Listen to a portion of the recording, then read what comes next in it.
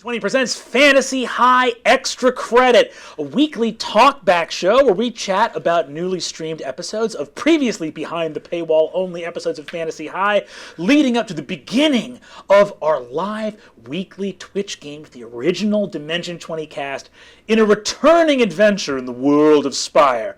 My name is Brennan Lee Mulligan. I'm your humble host and dungeon master, and I'm so excited. I'm going to make a couple quick announcements because we've had some questions on Twitter, but important stuff, real quick, just hang on with me. Number one, if you're wondering, hey, do I subscribe to Twitch? Do I go to Dropout? What am I supposed to do? I'm going to tell you what's going on. You can always watch the stuff that we are airing live on Twitch for free. Just go to the Twitch channel, just go to Dropout Live, and you can watch the stuff that we're airing while it's airing.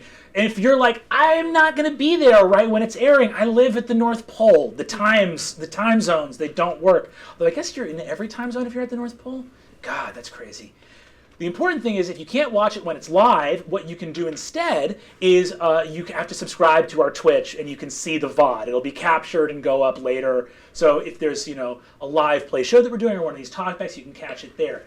If you're a completionist, however, you want to see everything, you got to sign up for Dropout. Dropout, anything we do on this Twitch is going to go to Dropout. So if you're someone who's a Dropout subscriber, we love you. Thank you for subscribing to Dropout. You're always going to get everything. Anything we do here is going to go to Dropout. It may be 3 days, it may be 7 days, but it's going to get to Dropout sooner or later. So you will always get all of the live shows we do here on Twitch. You'll get all our talkbacks, all that stuff. So we're airing it. You get to watch it for free on Twitch. If you want to subscribe to our Twitch channel, you can watch our Twitch stuff that we do at any time. And if you want to see all the Dimension 20 stuff that there ever is, you got to head over to dropout.tv, sign up. Cool. With me today are our incredible guests, Rick Perry and Lou Wilson! Howdy. Rick Perry is our production designer, our set and mini guru, the maestro extraordinaire behind all of the incredible battle sets, minis, and the Dimensional Dome itself. Rick, thanks so much for being here today. My pleasure. Thank you for having me. And we have, of course, Mr. Lou Wilson, a.k.a. Fabian Seacaster, a.k.a. Kingston Brown. Here it is. Hey, thank you so much for having me today. I'm excited to be here. Oh, beautiful. Gang, we have just screened episodes 11 and 12 of Fantasy High here on Twitch. Holy moly. Mm-hmm. These were some big ones. This was after Murph shot Daybreak in the head, and we had to do a couple months of downtime all of a sudden. Still the most, I think, intense moment. The murder-suicide in episode 1 was whoa.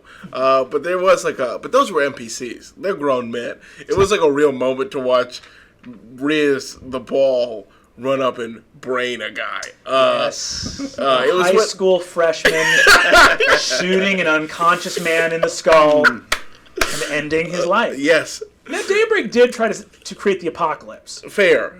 But, so it was a service, but also, hot damn. Mm-hmm. Incredibly violent episode. Yeah. That whole fight and the torturing of Rog Barkrock that happens.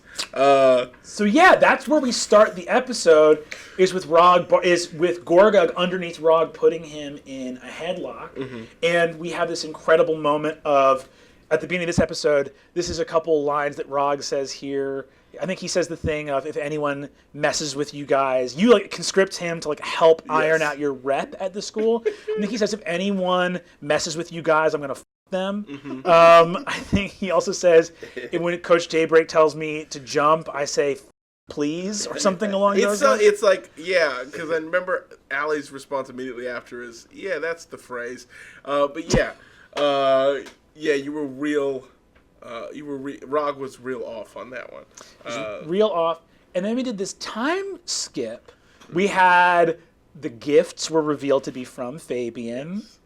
Fabian's wonderful gifts, which Lou contacted me outside of game. I was feeling very emotional toward my fellow PCs. And truly was like, Fabian would like buy them something. He would. It's just like it's in his nature. He's got all this money. He has to do something with it. Of course, I like buy my friends like dumb stuff. So yeah, I just emailed Brennan, and I think I had a list. I created all the gifts. I was like, give him this and give her that and give him. Awesome. Yeah, there's a whole. And then I gave them all magical properties. Yes. Which I was like, this is so cool and sweet. I definitely want to give them all these magic items. So this was a really fun ep too, because we did this time skip and I had to move all this information around. There was also something that I'll give you guys a little behind the scenes here. It's something that was I don't think has ever been addressed, even on the Discord. Oh, is this an exclusive? This is an exclusive. This is a Twitch exclusive. Back exclusive. What ended up happening was this was an episode where Sklanda Gukgak was basically like, we are following the palimpsests, trying to get them extradited from the Harvestmen who have brought them to High Court, right? And what's interesting with that is that was a total fabrication of the bad guys. The palimpsests obviously never left Elmville, but there was an element of that storyline where I don't think you guys ever discovered that was a total fabrication. So if anyone's ever been wondering, that was all set up by KVX and everything else. That was like that idea of like where the palimpsests have gone. That was a total fabrication that the PCs actually never undid. So that's a little exclusive here. That's a classic like Brennan intense story level thing that me as a PC just It's clean really, over my head. When does that stuff occur to you? Is it is it?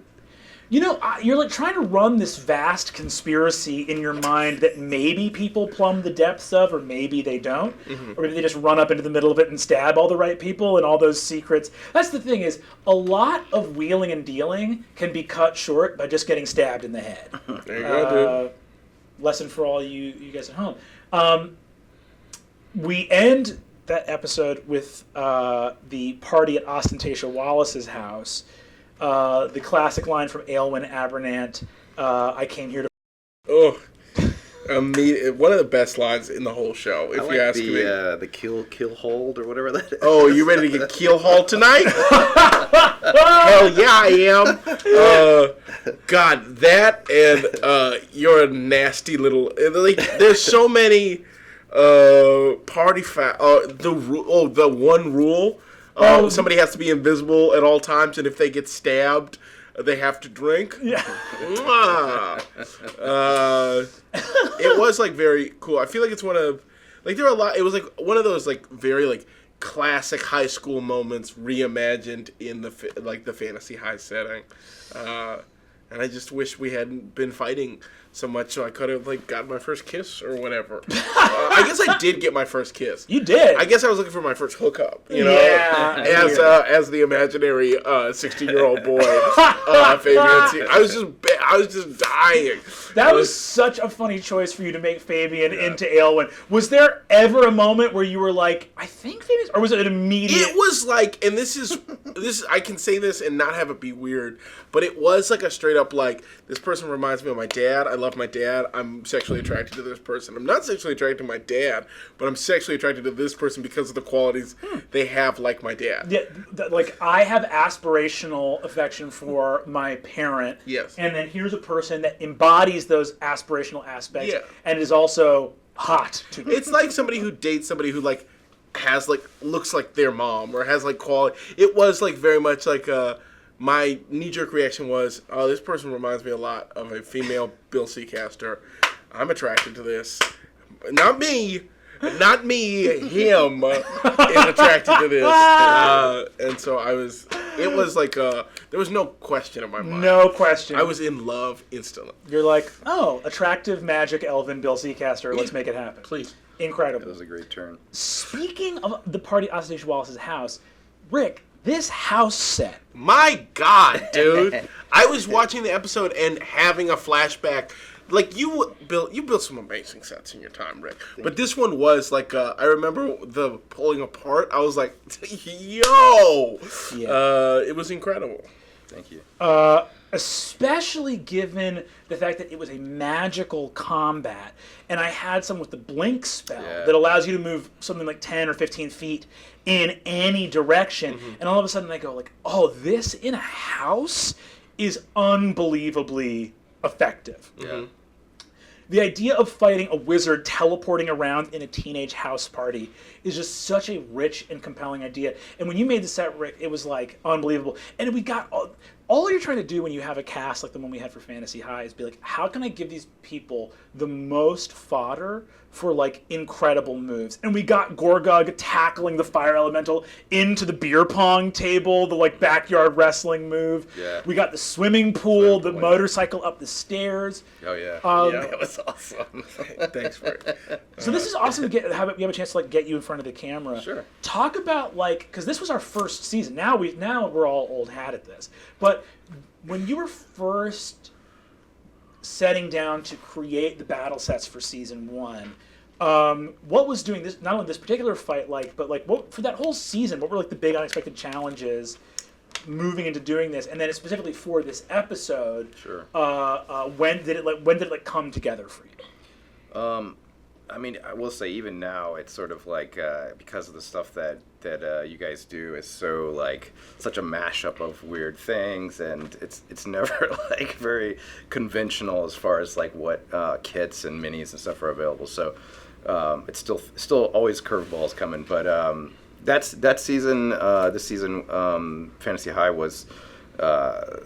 I don't know. There's a lot of modern kits out there, so it's really just like about sourcing, trying to figure out what's available and how can we change it up and add to it and make it match the idea.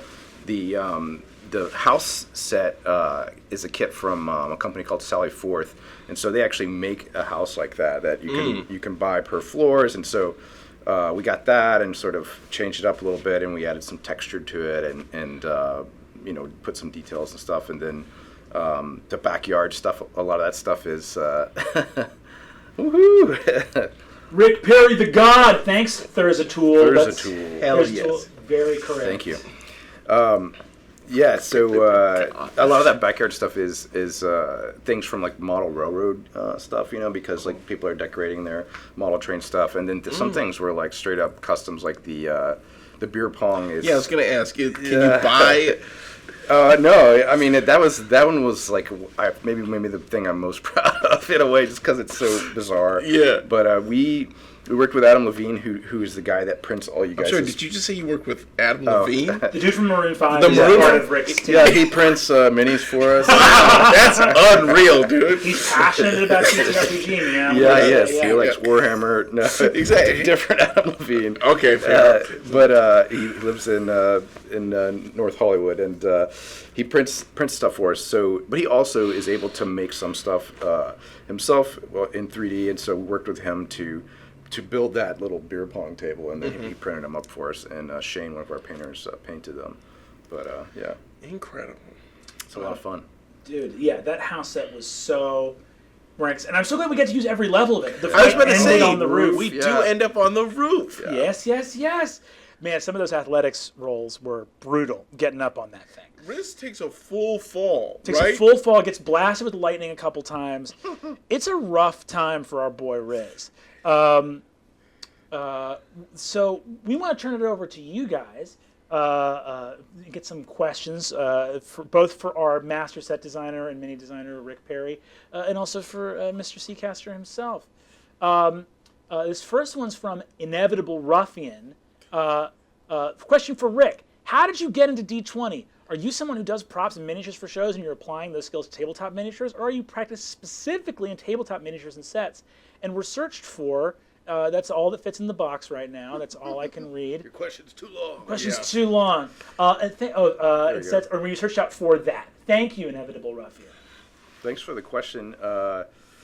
I've been doing art department work for, I think, almost 15 years. This is the first show I've ever done miniatures for. So I worked with College Humor on some sketches a little bit before this, and then the first producer, Lou, called me in because of that. Me? Lou Stinnett. Oh, that's right. Yes. Sorry. You know a lot of people with names that are other people's names who would be unreal if they were those people. Just throwing stuff out there.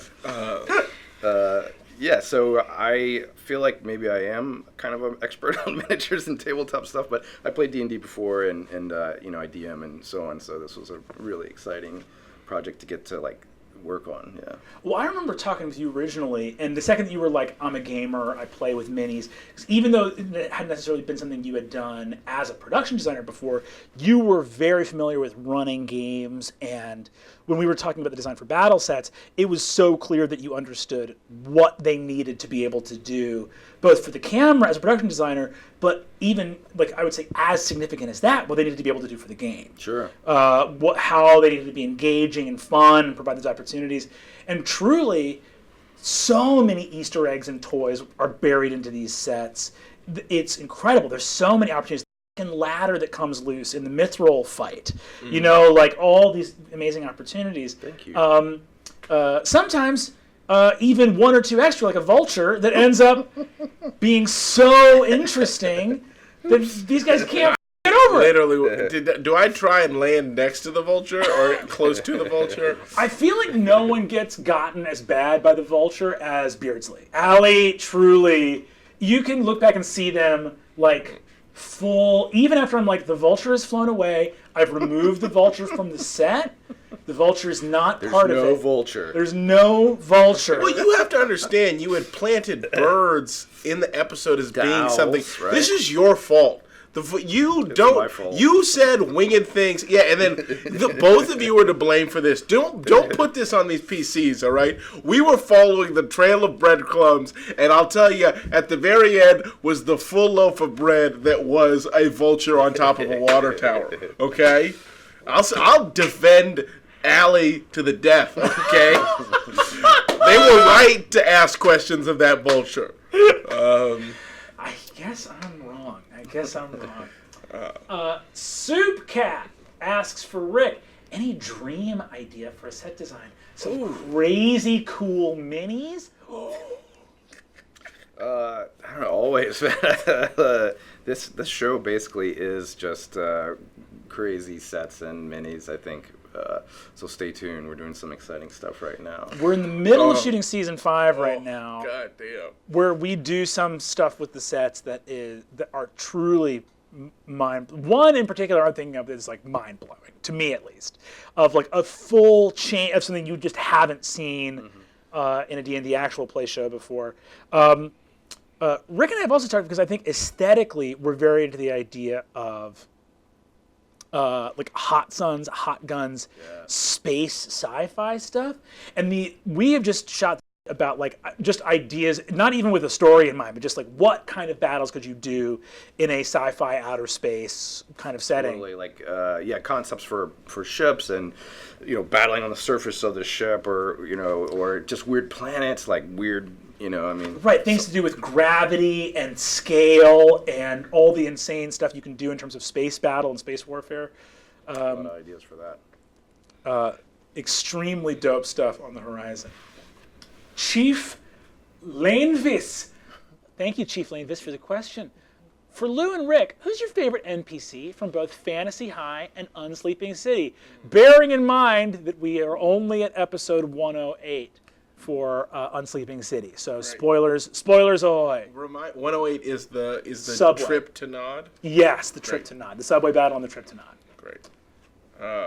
I mean, mine are. I like Fantasy High. I feel like is obvious. It's Bill Seacaster. It's my father, and just I think our dynamic as well, playing with you, as me, as Bill, was like gave me the most satisfaction. I think of, and was just the funnest. The sea shanty and the all those like the craziness that was Bill Seacaster was just. So fun to play. And then for Unsleeping City, Rick, do you have one in mind? I feel like I need a second. I think I have two, and they're probably okay. It's conventional. It's two that were mentioned on the last talkback thing. I think Galir from Fantasy High. Of course. I mean, Seacaster is no, but Galir is singular. But Galir is like just that sweet spot of like weirdo, like. just a really amazing character. And then for Unsleeping City, I think Wally maybe. Wally's is right up there. Yeah, we have to have Wally and Gallier in the morning. Yeah. The sports radio. Come back to Wally and Gallier in the morning. No, well, I will say too, playing those characters, Gallier is very so fun to play. We talked a lot about Gallier on the last thing. It's just so joyful and brought so much joy to Emily and the other players. Playing Bill was so much fun. And I think it came across in the scenes I did as Bill that I was like, this is kind of my... DMs have their NPCs that are kind of like their PCs in a sense, where it's like, oh, this is the character that... It's a proxy for you. Or oh, I'm playing this character. And I remember the idea of playing a character that is fully, on the alignment chart, I would say chaotic evil, and loves his son more than anything in the world, and it is a pure, unadulterated love. Was so much fun to play, and the whole thing of how insanely impulsive and violent he is. To me, the thing I like about pirates as just a concept is the idea of these are it's the chaos of no impulse control, of the most swingy a mood can get. Of I'm just laughing so much in this moment, and then a moment later I'm like, I'll have your throat! Just insane. Oh God, this person is truly as tempestuous as the sea. In a moment they can go from one thing to the other. And just playing, I think the scene where Bill really locked in for me was after the Black Pit, when you guys all go to the house, because he has the scene with you where he after school, after the attack and stuff like that. But that moment that I locked into Bill was when you were like, Papa, don't give drugs to my friends. Give snuff to all my friends. And he goes, and then he for a second I was like, it was like the dad and the pirate captain perfectly interlocked, and he just went, when you have a guest in your home, made giving drugs to your friends part of his dad thing of this is how you show hospitality to people. I was like, oh, I am fully locked into this character now. I get this guy. I remember my Unsleeping. I'm gonna go real deep cut. Don't get me wrong, I love Wally, but I will say, and I guess it's also tied in just to my excitement at the beginning of Unsleeping City. It's truly the minorest of characters I don't think we ever see again, but Pete's landlord's son. I remember his name is Lakshmi. Oh no, his name is Yagdash. Yagdash. I truly had a moment when you were like, your portrayal of Yagdash is this person, because I remember there's such a Pete was yo, lie for me, Yagdash, and Yagdash is just no. And I remember being oh, this is gonna be great. I can't wait. Yagdash is a big one. I truly, it took me a second to get there, but then I was like, I really loved Yagdash. That whole sequence is amazing. Yes. All that. Oh. That's the thing about Unsleeping City, too, that I think was really interesting. Unlike Fantasy High, where in Fantasy High, we establish who these people's families are, and that's the characters that you see. It's these are high school kids. When you're in high school, the people that you see, it's the same rotating cast.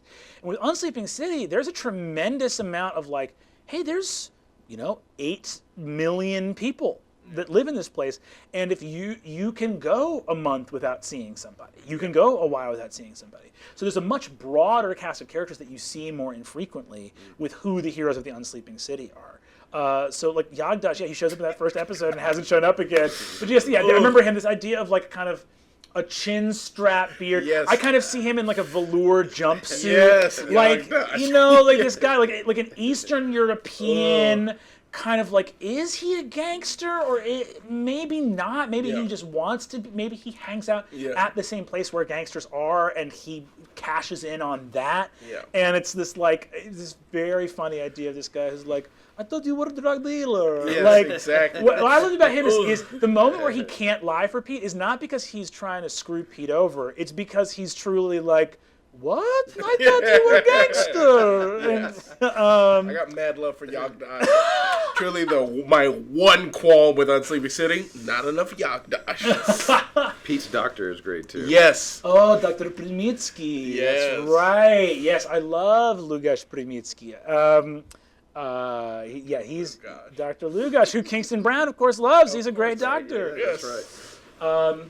Cutest Kitten, too. Bill Seacaster would 100% bribe colleges to get Fabian into the best college. Not even a question, just a factual. Just a fact.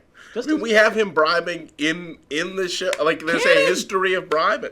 Canon. That's, of course, if he was alive and not exploded. Yeah, there you go. Exactly. Appcarnist, thank you, Appcarnist, for the question. In terms of pacing the story and ensuring hitting plot points and whatnot, what is the unwritten agreement like between everyone? How far off the rails are allowed? Thank you for the question, Appcarnist. So we have here Rick, who's our production designer, and Lou, who's one of our cast members. And there's an interesting balance that happens here because in order for us to have the incredible immersive sets that we have, Rick and I go to work the second the players have created their characters. So they create their characters. That allows me to know what in the world I should flesh out and what I should kind of prepare. Like, I don't want to plot the season out or like put my things in place. In other words, I don't think as a DM, this is my hot take, I don't think as a DM, you should have a plot before you know who your main characters are. That is something that is totally uncontroversial to say about writing a novel, but weirdly controversial when it comes to D&D, right? Where you'll be like, no, I have an adventure and they'll make their PCs and whatever, I'll run them through it, whatever. But for me, that's problematic, right? Because I can't include Bill Seacaster in a Fantasy High story unless Fabian Seacaster is one of the bad kids. Why would Bill Seacaster be in Elmville unless his son was going to Eggford? You know what I'm saying? So they make their characters, and then right after that, me and Rick get together, and we sit down and start to talk about what the season's going to look like, what the characters can face, what kind of battles we want to do. And that's an awesome back and forth that's usually me beating out the story while Rick is beating out, like, here's what we can make, here's cool mechanics, here's what we can kind of come together with, and we'll come up with those battle sets. As we go through them, we will sometimes find an order, and some seasons that order is completely set in stone. Other times there's a little flex or wiggle room in terms of what happens next. I have never had to keep it's a weird thing. There's a weird balance between keeping things on the rails and letting these guys go wherever they want. Without patting myself on the back too much, mostly I've been able to guess where the PCs are going to want to go. And that's not to say that I'm psychic, but a lot of this can just be done cleverly.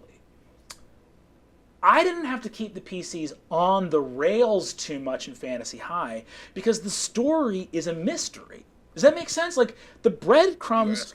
You know what I mean? Like, yeah, no, it's just... Get in the comments if that doesn't make sense. Yeah. But there is an element of, like, these kids want to solve the mystery.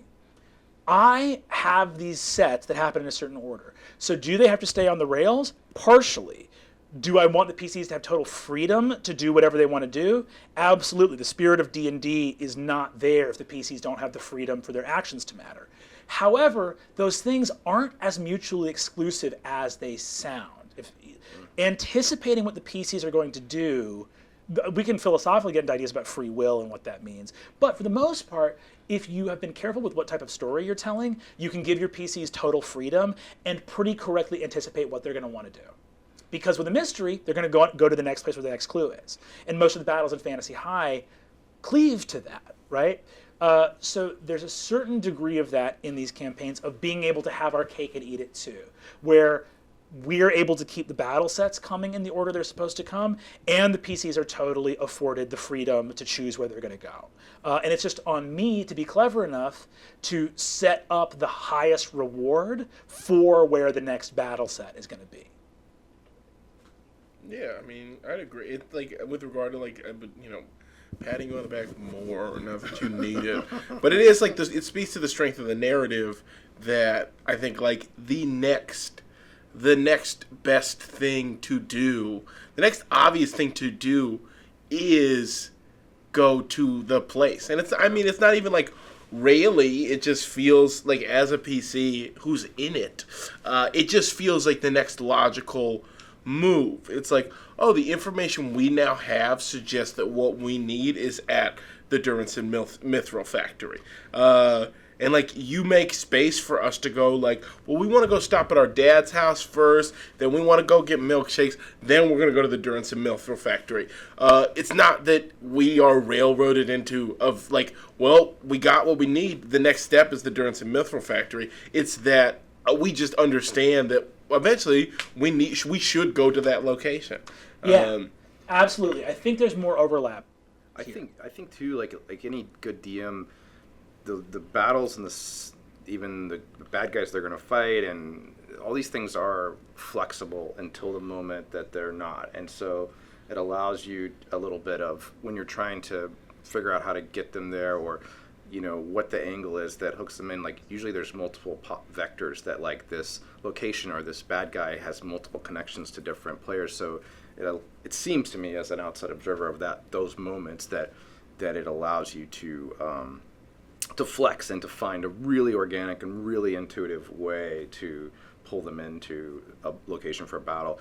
I mean, when we're taping, I sit on the side. My work is mostly done, and I'm listening, and it's always amazing to me that like I'm looking at the clock of how much time has run by. I know that like in like 10 minutes they're supposed to be at the Duranson Mithril factory fighting this battle because we spent a week making it or whatever. But like they're doing something so completely different, and I have no idea how he is going to get them there. And it's always I'm just sitting there like freaking out, like, oh my god, what's going to happen, And every time it's beautiful. Yeah. Oh shucks, that means the world to me. But yeah, we're also great PCs who, when you're like, you got invited to an ostentatious party, we don't go, man. God. Oh, I'm sorry for cursing, but we're not like, man, I don't need ostentatious party. Like I don't know. To our credit, no, we're just like, I think we also are committed and invested in your story, which again, patting you on the back, you've created a story in a world that we are fully invested in. But it's like, yeah, we like a dance or something. Yeah, where it's like, we also want to dance with you and are excited with where you're taking us. And I think that's like the balance that we strike in this series that allows us to do what we do, is that you create worlds that we're invested enough in that we're like, we'd like to see. I mean, we go to the hospital, and I believe in the role playing episode, we had a disguise with a fake pregnancy, and again, Emily making out with an adult man. So don't act like we don't do what we want. All right, you guys extremely do what you want, and in fact, I can't stop you. Boom. But you're absolutely right. There's a dance there. Like, you guys are not out to screw me, and that's an important element. Like, you guys are very game, and when I present an opportunity for you, you guys seize it. You are not antagonistic, and that's something that I think needs to happen in games. But I think the mutual trade there, like the unspoken agreement that you're referring to in your great question, the unspoken agreement is this: your PCs, if they are kind, as my 6 PCs are, will always take your offers and run with them. If on the other side of the bargain, you as a DM never ever force your players into a situation where they feel like they're not playing their character truthfully. So your job as a DM, if you have some rails, if you're running a module, if you have pre-built sets, if there's certain things in mind, you can have some rails laid down. Your PCs, if they are kind and good to you, will see those rails, acknowledge them, and go for them. And your payment for that is you have to return and say, all of these rails are always going to feel like the right choice for your characters. I know your characters well enough to know that this will feel like the most logical course of action for them. Great question. Thank you for that. Yeah. Thicket Nymph. Question for Lou. Did you have any qualms about saying you'd kill Pete in front of Allie? Their response seemed like they had no idea you would say that. Oh, wow, jump into Unsleeping City. I thought we were just having fun in the fun zone. In the fantasy In the high fantasy zone. high fun Yes, zone. Unsleeping Look City at this Preston. fun boy. There's no weight of the world, voice of the people on this young boy's shoulders. Did I have a problem saying it? No. Straight up, no. I have a problem. I was thinking about this on the ride over here. I truly have a problem with getting too deep into character, and that's not a brag. I truly think it is to my emotional detriment. It's not a problem, it's a solution. No, it's a problem, okay? That's great. It's truly like, I get mad at other PCs as a PC, but then I can't distinguish it from the people that they are. So I'm just mad at, like, we stand up for the table, and I'm just mad at Emily because I'm mad at Sophia, but it's like too much. But truly, in that moment, I was so comfortable and confident in saying that. I love Allie to death, but I mean, I don't feel like I'll defend Kingston's actions forever, but it was like in that moment for Kingston. I mean, again, I haven't watched the episode recently, so my wording, I'm not 100% sure of the wording, but I mean, I'm 90% sure Kingston's wording is that if it comes to it, he has no problem doing it. I would love to jump in here and talk about this. We're fully going off of Fantasy High. We're talking about Unsleeping City now. I would love to talk about this for a second because I have loved in the Discord, it has been bumping. On Reddit, bumping. People are talking about Pete and Kingston, the two Voxes of New York City. What I will say is this: everyone's right. Yeah.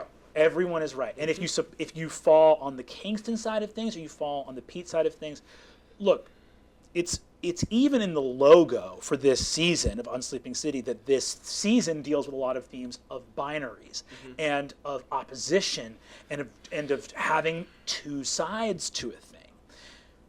If you're in that world and the only information you have is Kingston's information, you would be wild not to side with Kingston. If you were in that world and all you had was Pete's information, you would be wild not to side with Pete. And that's the point, right? Is that neither of them sees the other person's life or their story, and each of them is bringing their own internal biases to what's happened. And I will say this, I love the people who have gone hard in one direction or another for them. The philosophy major in me, of course, wanted to present a thing of like, who's right and wrong here? This is complicated, right? Yeah. Look at how intense this is, right? What I will say is interesting, and I'm going to put some folks that are fans of the show on blast, which maybe I shouldn't do, but I'm going to put you on blast. Watch out, dude. Watch out. With only love for you, I have not anyone who has been definitively angry at either Pete or Kingston. Like anyone who has been like Kingston or Pete is trash, they were totally in the wrong, has not been able, in my humble opinion, to honestly represent the point of view of either character. Like the people that are like, Pete is terrible, have to frame Pete as being worse than Pete actually was, right? And be like, Pete killed people. Pete didn't kill people. Pete allowed, through recklessness and not paying attention, allowed bad things to happen. Right? Or enabled bad things to happen. Pete didn't kill anybody, so that's that. And on the flip side, people that were like, Kingston threatened to kill Pete. Kingston did not threaten to kill Pete. Kingston said, if it comes to it, we have to put Pete down. So all of that is to say that it's very interesting to me that nobody who is hard on either side has been able to support their point with the facts exactly as they were. And that, to me, is beautiful. The one thing I will say, the wording is very strong. I remember, I think afterward, walking away from the table, being like, "Put him down? Like what?" That was a little hard. That was emotional. But does that happen in the same episode? That doesn't happen in the same episode where I see Liz. It does.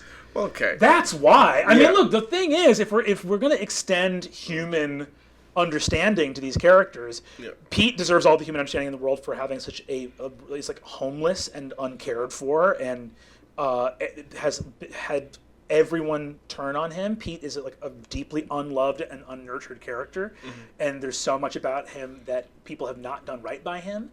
And on the flip side, you look at Kingston. Kingston's coming to that meeting from literally being hated by some, like, when you look at Kingston say, I choose New York 10 out of 10 times, the ferocity of that statement is a direct line from his interaction with Liz earlier that day. It'd be cool if people weren't bags of emotion based on not only what people had said to them earlier that day, but also like if they were hungry or not, or had slept or not. We like to think of ourselves as perfectly rational beings, but all that emotional, all these moments that come up and we go, this is an indelible mark on your character, are affected by things as simple and mundane as a conversation you had earlier that day. Yeah. And that's how I feel about that. Wow, didn't expect to get into it. I am thinking like, oh, this is a whole thing that's been going on online that like I haven't really involved myself in, but have thought a lot about. I love it. To me, it's like to have a conversation with that many lucid, brilliant people. All the people that have written about it online, you're all brilliant. I love everyone's takes, even the hot takes I disagree with. I'm like, God, this is gorgeous, and that's the point. I mean, like, who would want to do a story about New York City and magic without having an idea of New York is the whole concept of a place as enormous and multifaceted with so many different communities, and you go like, what is all of this together? Can this possibly come together and be one thing? And if you don't have an element of your story talking about how different people can be in terms of who they are and how they feel, then you're not really telling a story about New York. Nerdy Dragon Cat. That's a great name to go to after what we were just talking about. Which of the bad kids UC for Unsleeping City, I believe has had the moniker Dream Team. We're calling them the Dream Team. Really? Is the name of That's the Unsleeping cool. City. Very cool. I'm gonna put my little thumbprint and say to whatever authority I can claim over these settings after they escape from my little mind into the world. Canon. We're gonna call the Dream Team is the official name. The bad kids. I love that. Which of the bad kids / Dream Team do you think you get along with best if you were placed in the Fantasy High Magical NYC setting? Ooh, great question. This is hard for you because you play somebody. I play somebody. So if I feel like I'm gonna take them. I actually don't think I would get along with Fabian. I understand Fabian, and I get that's why I can I get him, but I don't think I like him. I think especially like the front kind of interaction. I actually think I would really get along with the ball. Which is why I think Fabian gets along with the ball in his own like twisted way. I think like Riz and I would be good friends. Like Riz would be the nerdiest would be too nerdy. I would be like a bridge. I would be like more social and be like, I would like hang out with Riz, but then also go be social, but then come home to Riz, and me and Riz would like like go on like late night adventures alone instead of going to parties and stuff. Yeah. Like Riz feels like a lot of my like high school time of like just like me and my friends. Parties are weird, but friendship is dope. Parties are weird. Friendship is dope. Yeah. Lou / Riz. That's my vibe. And then in the Unsleeping City, which one of the Dream Team? That's harder. I do think it. I guess it's Kingston. Like I really actually would enjoy hanging out with an older black man who knew everything about the city and would just take me to cool things and introduce me to cool people. Yeah. So okay, I cheated. I would love to hang out with Kingston.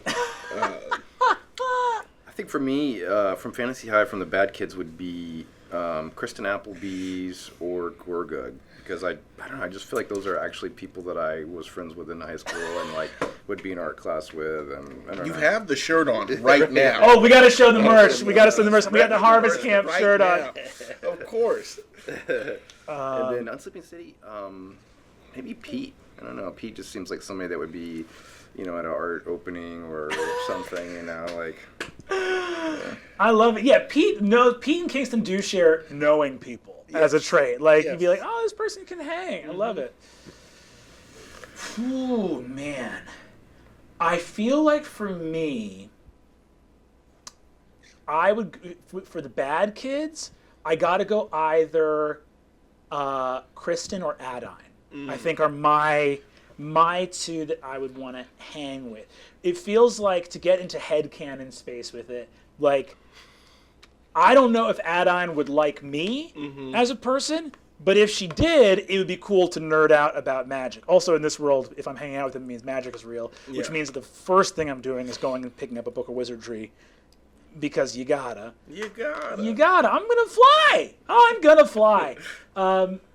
But also Kristen would be incredible, because I would love nothing more than to sit down, and talk with Kristen about philosophy and talk through faith and the understanding of the divine, and that would be a dream come true. Just to kick it with Kristen, do some great. I might actually be Kristen to just do some dope social work, go out and do some volunteering on the town, and then talk about why things are the way they are and how the cosmos works. That sounds. Boo.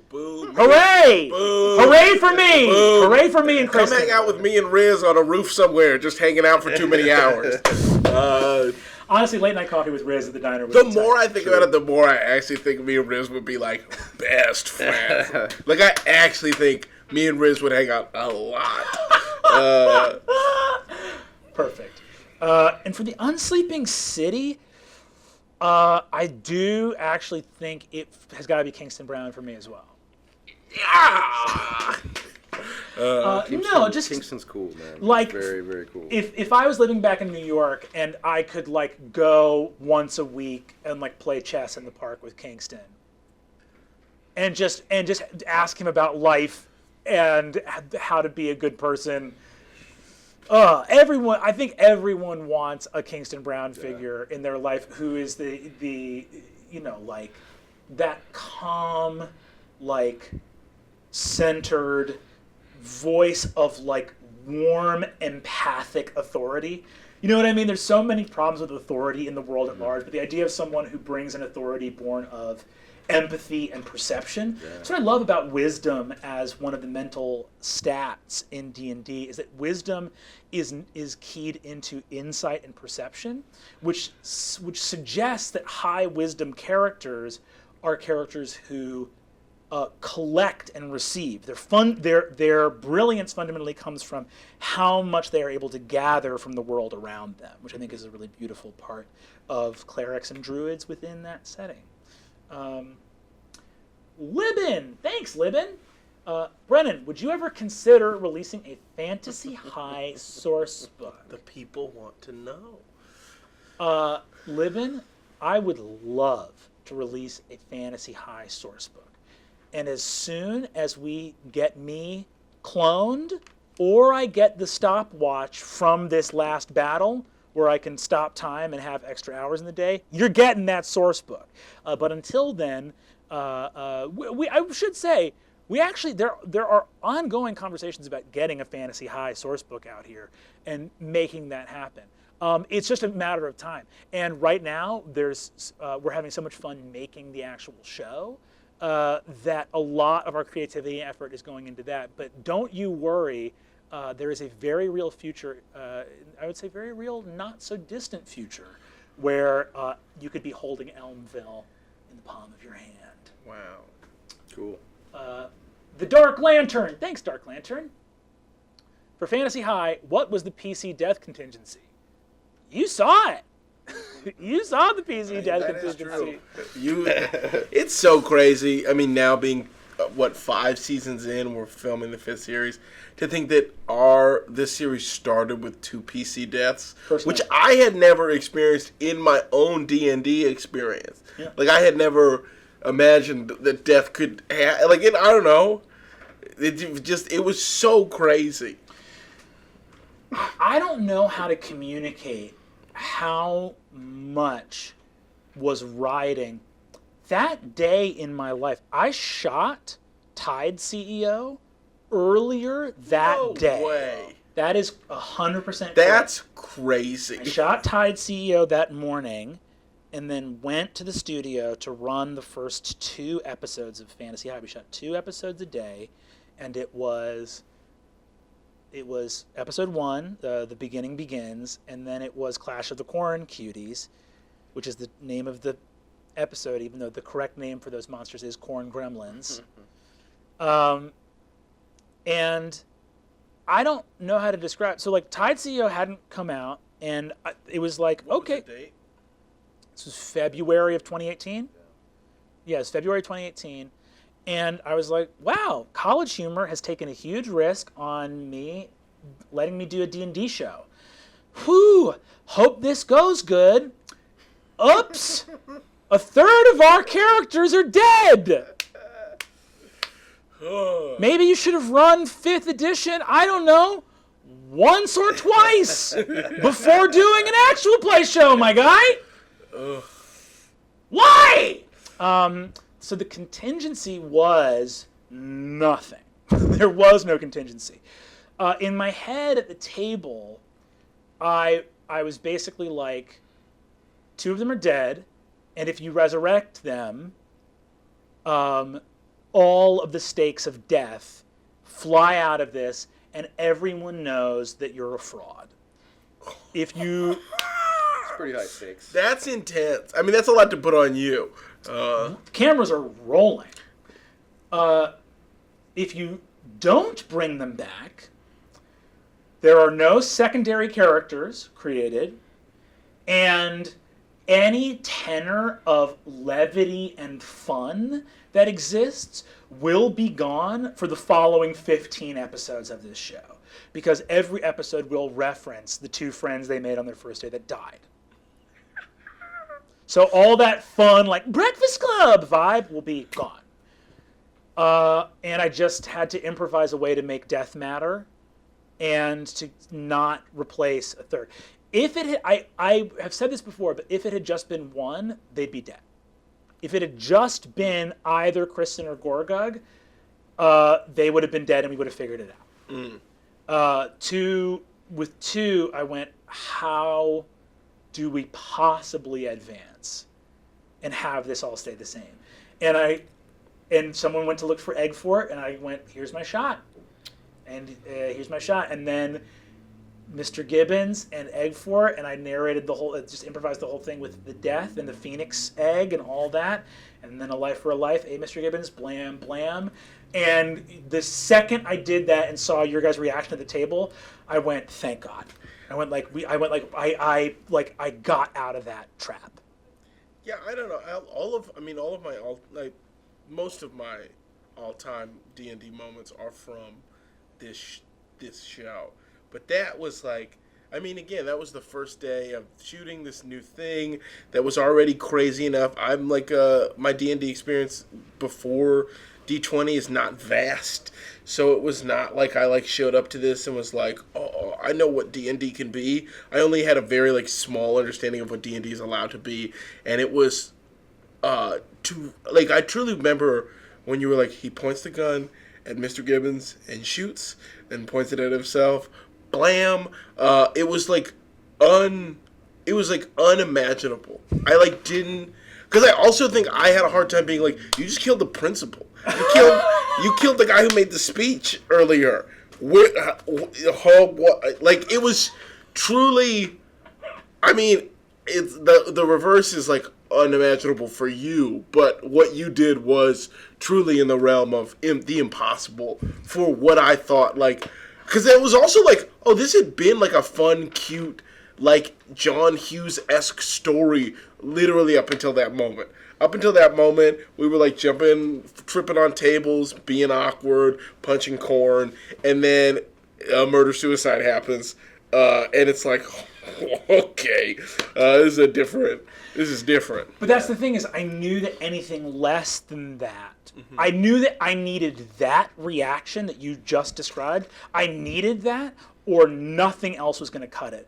I needed something that was such a strong cup of tea, no pun intended with Arthur Eggfort's tea, but I needed something that was such a strong cup of tea that it would make you forget that 2 people had just come back to life. I needed those 2 PCs to come back to life with no sense of relief. That's really what I was trying to do, was to have them come back and have everybody, instead of going oh, our problems are solved, they're back from the dead, to have 2 characters resurrected and have everybody go, we're screwed. Yeah. And it's your reaction specifically, which also is one of the undeniably most funny. You're losing your mind. Whenever I rewatch that clip, it has brought more joy to my life than I can possibly describe. You're fully losing. You're like, what is happening? What did you do? Crazy. It's a crazy thing. It is.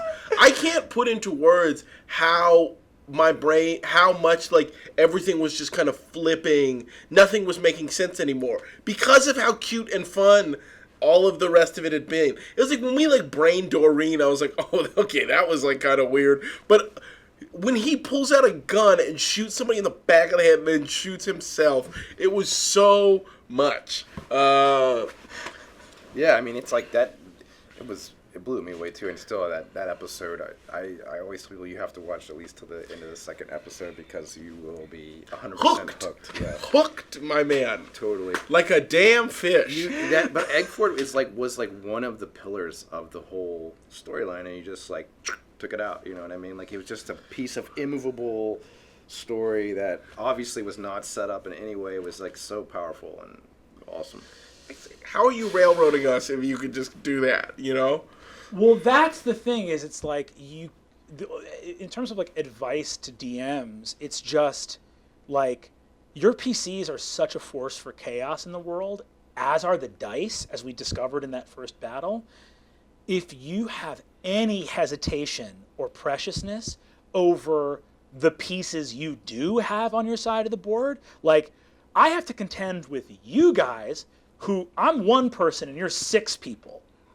I'm outgunned. And then the dice are not on anybody's side. So I am flanked on both sides by people that are not trying to help me. The PCs are trying to help me in the sense of also wanting a good story to happen. But there's 6 of you, and you have your own agenda. And then the dice are nobody's friend. Yeah. So if you are sitting there further hamstringing yourself by being like, I can't kill the prince. No. Anyone can go. Anything can happen. You, with your own sandbox, man, you'd better be ruthless. I'm so glad we got to talk about that. Damn. Sephi Holla. Hey, Sephi, how's it going? For Rick, were the corn gremlins ... meant to be that cute? Thanks for the question. Yeah, I mean, I don't know. We kind of went back and forth with them. I think that there was a couple iterations that they were maybe a little cuter and a little meaner, and it sort of somehow, I think it was just like, that was our first thing that we were sort of creating like that. It was a custom 3D print, and somehow we ended up there, and they're amazing, but they are kind of cute. So. They do have like a true like cartoony like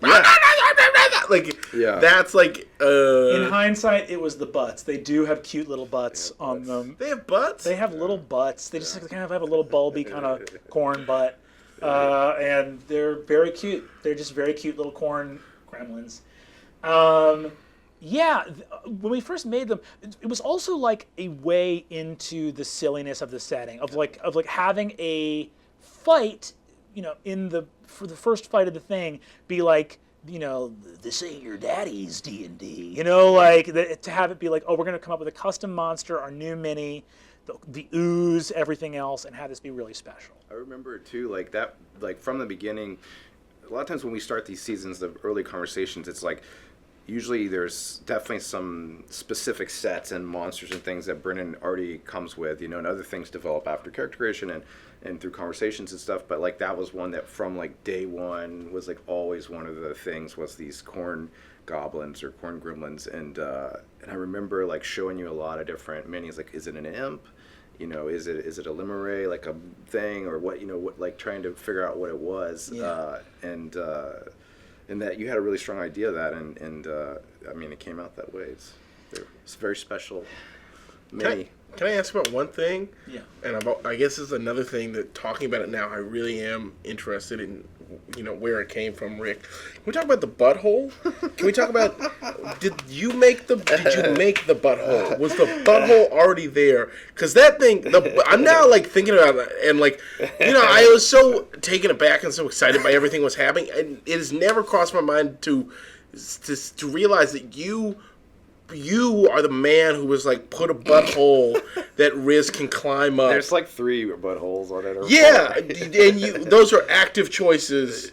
I don't remember how they came to be. That was sculpted by Shane Brockway, and I think it was painted by Nate, our lead mini painter. But yeah, I have some pictures of the sculpting thing I can post later or whatever. But I remember, I think we were talking about how it's generating these things.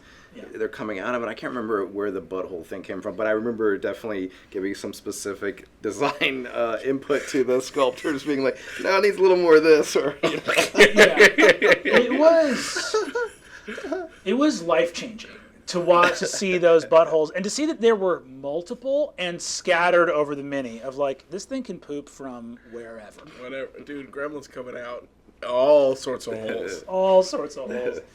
This one's from Netflix and Existential. Hey, Netflix and Existential. What's up, dude? Thanks for hanging out. How's Fabian reacting to the Galir shenanigans from the live show? Oh, Netflix and Existential. I'll tell you, I literally thought about this morning with kind of the upcoming Twitch stream, and I'm gonna kick his ass. I'm gonna kick Galir's ass.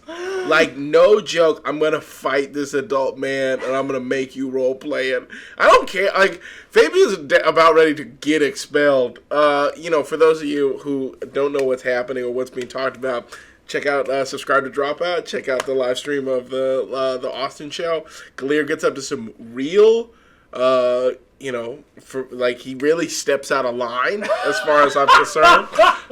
And we will have words. We will have words. It was so wonderful. Well, because we had the show at the Bell House, which was so fun, and we established Galir riding on the back of the Hangman's motorcycle. So we established this post-season 1 canon of him dating and seriously dating your mother, Hilarial, and how much Fabian hates that. So annoying. How much Brendan has tried to explain to me the logic of it many times, and I will not hear it. I just won't. It goes in one ear and out the other, and it just all is craziness. But that's the thing. That's the nice thing about being being the dungeon master of an actual play show, is that my ships are canon. It's very fun to look at Hilarial and Galir, and to me, the logic of it, and actually people are so welcome to disagree, and I love all the other ships. I know Please, everyone, maybe if we all join forces and disagree. I know there's a petition. Exactly. Somebody get on change.org. There's there's this great artist, Jules, who's very strong in the Sklanda Galir ship. Oh. Also, a third of our PCs are in the Sklanda Galir ship, which are Murph and Emily. Yeah, it was at the Bastion whole Market thing dinner. This yogurt tastes like potatoes. Galir, but the thing is this: there's something about Hilarial being with. No one is more human than Bill Seacaster in terms of like a short-lived, reckless, wild, ambitious, cunning. To me, if you're an elf and you're going to date a human and you're going to marry a human and have a child with that human, it's Bill Seacaster. And after Bill Seacaster, I feel like there's something about being like, okay, I'm going to just be with this elf. I will never be with anyone who challenges me as much as Bill challenged me. So I'm going to be with... something different than that. Human Yoplait container, or elven Yoplait container, Galir Fath, right? And the thought, too, that, like, she is in the process of sobering up after a 15, 16-year bender. Galir would be a better partner for someone who's trying to clean their act up. That's my own internal logic. You're welcome to disagree with that. But that's how I reason that out in my head. But to the original question so in the Austin show, it was really fun to have Galir be disguised as Fabian, because Lou sadly was being a big-time Hollywood guy and could not join us for that one. But the fact that I got to play Gallier playing Fabian, and that Fabian was like also quote unquote there, at least in appearance, was deeply satisfying for all of us who missed Lou. We wish Lou had been in Austin with us. As an audience member watching that, it was very funny, and to watch Brendan do me doing my character as his character, but Fabian is furious and will not stand. M. Riley 16. Thanks, M. Riley. Lou, were you always going to play Fabian, or did you workshop any other character ideas? That's interesting. I was not always going to play Fabian. Kingston was more like, I think I walked in and was like, Brendan, I want to play Kingston. And Brendan was like, Kingston sounds great. And then I made up more characters so that it didn't look like me and Brendan had made a backroom deal in which we were like, Kingston's in. For this one, I remember I came with a couple ideas. I remember I had pitched like half-elven, like prissy jock, or like half-elven jock is I think what I pitched. And then we kind of like, because we were really trying to get all of the like classic like high school stereotypes. And I remember like we didn't have a jock, and so I was like, oh, I'll be the jock. But I don't know where we got it, but it was like, yeah, why not have him be like the rich boy? So, then we got this prissy rich boy jock, and that's. But I remember I also pitched like I pitched like some kind of stoner character, and maybe some kind of like grease monkey like mechanic, like Thunder T-Bird kind of character. But I think like the way things shook out, like Fabian, I remember the mechanic, the gearhead character, and I remember knowing about Johnny Spells already and being like, and I remember also I just like wanted someone in a leather jacket, and so Fabian was kind of, for me, of the ones you pitched, it was like, because for me it was going to be the stoner or Fabian, and when no one else had a pitch for a jock character, I was like, let's lock in Fabian. Well, you did a great job of not making it clear. Like I felt like I could have been. I mean, I guess you were open to me if I really wanted something, but I was like very flexible. And as soon as like we went with Fabian, it was just so fluid and easy. It's just like the voice came very naturally, and just the whole thing, the vibe. And yeah, I also will say too that from doing the show, it has made me in my home games want to make PC creation more collaborative. Because I think that in the show we made it more collaborative because there was this idea of like, oh, this is not solely for our own enjoyment. Like we need to have fun for the show to be good, but also we want to make sure that the show is good just in general for viewers and people that want to watch. And I realized that like it is okay to just have everyone make their character blind from each other and totally isolated in their own and just show up and you get who you get. But I felt like there's so much strength from the idea of like thinking of the party as more than the sum of its parts and looking at who's going to be in the game and trying to create or define something around that. Like, I think sitting down as a group and being like, hey, let's all come up with a few ideas for PCs and then kind of not have our heart set on just one of them, but kind of see what kind of constellation of characters we can create that might be deeply gratifying. Like, do we sense a theme here? Is it possible that, like, oh, if everybody takes their second or third character, we actually create something that feels cohesive and like we're all working to purpose? That can be really gratifying. And it's something that I wouldn't have discovered as a DM but for working on this show, which is very, very cool. Kit Kat Gal 37. Thanks, Kit Kat Gal. By the way, thanks to all our friends in the chat. Thank you. You guys rule. We really appreciate you coming and hanging out and talking about the show with us. hell yeah. Kit Kat Gal 37 asks, Rick, what types of set or prop designs have you attempted that ultimately didn't work out? What have we had to scrap, if anything? Ooh. I mean, I think from the first season, there wasn't really anything, just in the sense that, like, I think originally we were talking about having, like, extra sets and, like, backup stuff and, like, scatter terrain and like, options, because we really didn't know how exactly it would work out, you know, and so I think we talked about, we talked about a diner? Diner originally was Yeah, going there's to be gonna in be a Fantasy diner High. set. Every season has had concepts I think that get scrapped. The for sure. for the chase, the car chase, we were going to originally build the gas station. Yeah, we Yep. had that in mind, but then it was like, oh, you know what? The thing happens on the road, and then the gas station's not there anymore, so let's just go to the road. So stuff like that, I think. But We had that. We scrapped the Goblin Warrens idea from Yeah. Bloodkeep. From Unsleeping City, the thing with New York that was interesting was there's so many iconic locations within New York. It's actually not choosing which one. Choosing which one was really heartbreaking because you're like, oh, we have like 20 battle ideas going into Unsleeping City. I wonder if like a little season 5 spoilery stuff. Dude, I mean, should I step out of the room? Oh yeah. No, I would just say that in season 5, we've actually, because of scheduling stuff, we actually have had more freedom in terms of battle sets. Like I've had some more cards up my sleeve, which has been very, very exciting. So that's been really, really fun.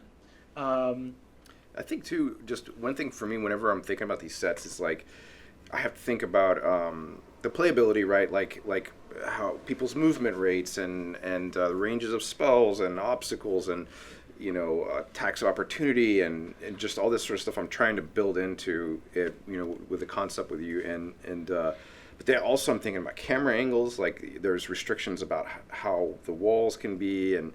We know that some elements are going to be removed for shooting and some are going to be on the table during shooting. So there's always stuff like that creates a really interesting design challenge. It's a lot of fun to figure out. So, but spaces like the Times Square, it's tricky, right? Because it's like Times Square is basically an empty space that is defined by these massive buildings. So, and you have a board. How do you do that? It's stuff like that is interesting to figure out. Yeah, having to like redo Times Square to be like how big to scale would Times Square really be?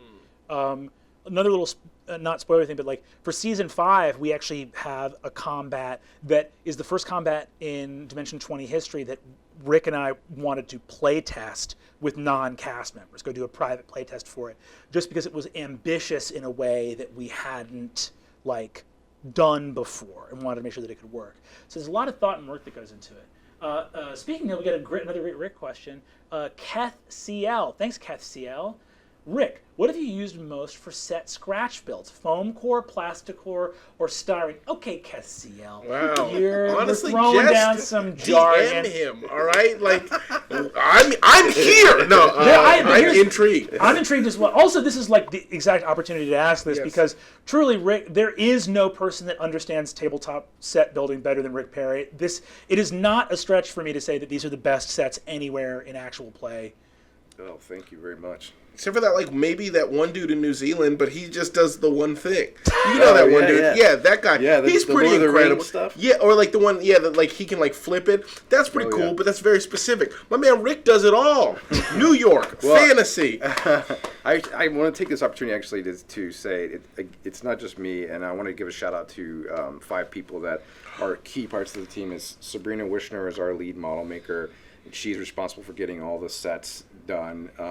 Shane Brockway is our lead minis painter, so he does most of the painting, but he also is responsible for making sure everything gets painted and it looks good. Nate Villarreal is our senior minis painter. He does all the PCs, all the high-end stuff.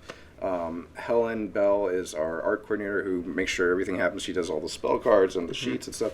And then also Maxie Beber is on set during all the pickups, all the close-up shots. But so there's a whole bunch of us that do it. It's not just me, but we use all that stuff. We don't use plastic card so much, or plastic core, but we use styrene. We use MDF kits. A lot of times it's like finding a kit and thinking like, okay, I can take this and cut it apart and combine it with this other thing. Scratch build stuff. Sabrina's amazing at. She can build anything from styrene. The minis it's just sort of like whatever gets the job done. We sometimes we buy stuff off the shelf. We 3D print stuff. We do whatever. Hell yeah. I've been, by the way, to Rick's shop. It's incredible. Like the work going on there is like so deeply inspiring and touching. And I don't know about you, Lou, but like anytime one of these sets comes out, I'm just filled with the most like, I get the coolest toys in the world. Oh boy, it was.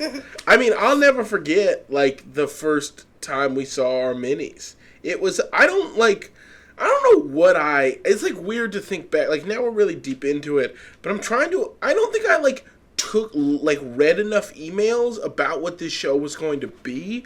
I don't think I completely understood like the breakdown of roleplay combat, and I still I remember coming out that first time and like seeing this like amazing board that you guys had built and be like, this is amazing. I mean, I just remember like first it was like just the miniature Elmville. Then it was this like board, and it was like, what's happening? Then you gave me like this little thing that was like a bunch of information I typed into Gmail that had become a person, and it was just like, I don't know. It's it's like that level of immersion, and then we just got deeper and deeper, like. If at least for the first season, leading up to when you pull out when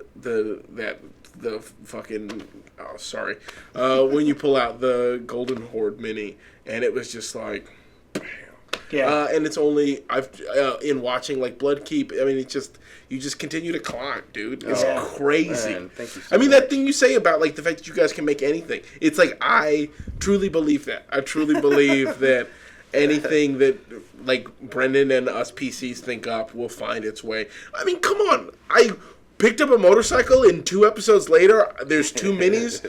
The motorcycle mini and me on a motorcycle mini. I want to throw out, by the way, that came from Rick. Like, I was too shy at that point. Like, again, the show hadn't come out or anything. I didn't know, I was like, this is my first time in a position of, like, kind of running a show. I didn't think to ask that. Rick came up to me and he was like, so what do you think? Motorcycle by itself and then one with Fabian on it? And I was like, we can do that? And Rick's like, yeah, I ordered it. We're done. We're good. Yeah. And I was like, this is incredible. And, but all that, speaking about on the rails, I had no idea Fabian was going to jack that motorcycle. True. And that's the kind of thing you need to honor. Like, that's the balance of on the rails, off the rails. Of like, okay, we have certain battles that we need to get to, but we can absolutely set my man up with a sick, demonic motorcycle. Why not, dude? Also a character that I, as much as Rick was like, I'm going to get that mini, I also had to improvise the whole character of that. Like, It's such an incredible collaboration when you know that everybody on the squad is just going at 100% capacity. And it's a dream. I mean, like, projects like this don't. Yeah, I mean, thank you guys so much for the love. I mean, all of us in the shop, you know, we love working on the show. It's a huge opportunity for us, and we are getting to collaborate with you guys, which is awesome. You guys are amazing, and it's, you know, I come back after taping at the shop, and they're working on the next week's thing, and I'm just telling them everything that happened and what, you know, and like everybody's with bated breath, like, oh, really, you know, and like, because also we make stuff. And we don't always know, like, I didn't know what Adine was all about, you know, we kind of, like, had an idea what she was kind of going to look like. We made this thing, like, had no idea, you know, so there's an aspect of it that it just doesn't really come alive until you guys do your thing, you know. It's so incredible. I was going to say, too, that earlier we were talking about the railroading thing, and I think you touched on it again, is that, and something I respect about you as a DM, and I've learned from you, is that you really never say no. You know, which in a way, which is almost like maybe it's an improv thing or whatever, but it's like PCs come to you, or and you were like, okay, yeah, and you, even if it's something that's going to take the story way off the rails or way in some other direction, you always say yes. You always like validate it and take it and fold it in and like enrich the like gumbo that you guys are all making together. It's really inspiring. That means the world to me, man. Yeah, it's like you have to find a way to. There is that juggling of like. The PCs are not here to listen to your story. They're here to tell their story. And when you have people as talented as the 6 people that are the PCs, the main cast of Dimension 20, it's like the best thing you can do is get out of their way. And the only thing I'm trying to do is adjudicate their desires with a material world in the narrative that is challenging and presents obstacles, because otherwise their achievements don't matter. The achievements only matter in the face of adversity. So it's this weird thing where I'm always trying to balance, I want to make your dreams come true, and I want them to come true in a way that is challenging and hard, because they won't matter otherwise. And just find a way to balance that. It's almost always it's like you know you have to get to a yes. As a DM, I have to get to a place where I can say yes to the players. It's about figuring out how to say yes so that they feel they've earned something and not been given something. Hustler Bojenkins. It's a great name. Hustler Bojenkins. Thanks, Hustler Bojenkins. Your name made me smile.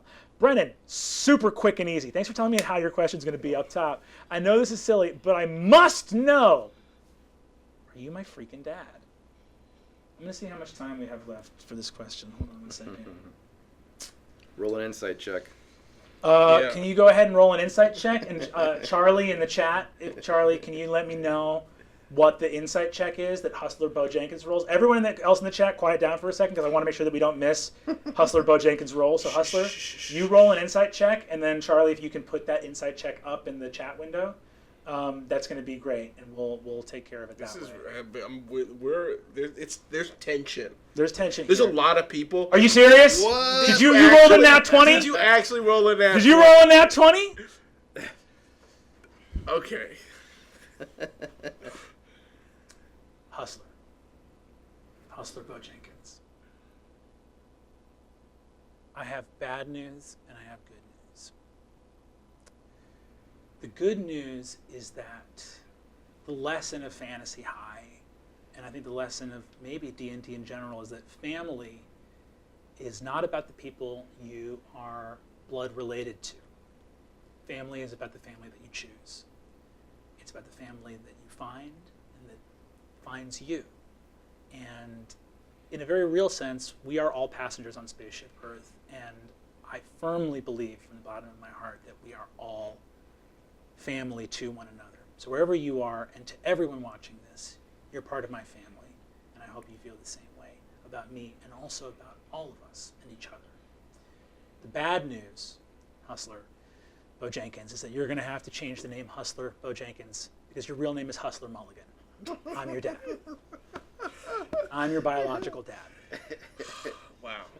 This is a big episode of this talk back. Is this what happened last week? Not even a little bit. Did you find out you had a son last week?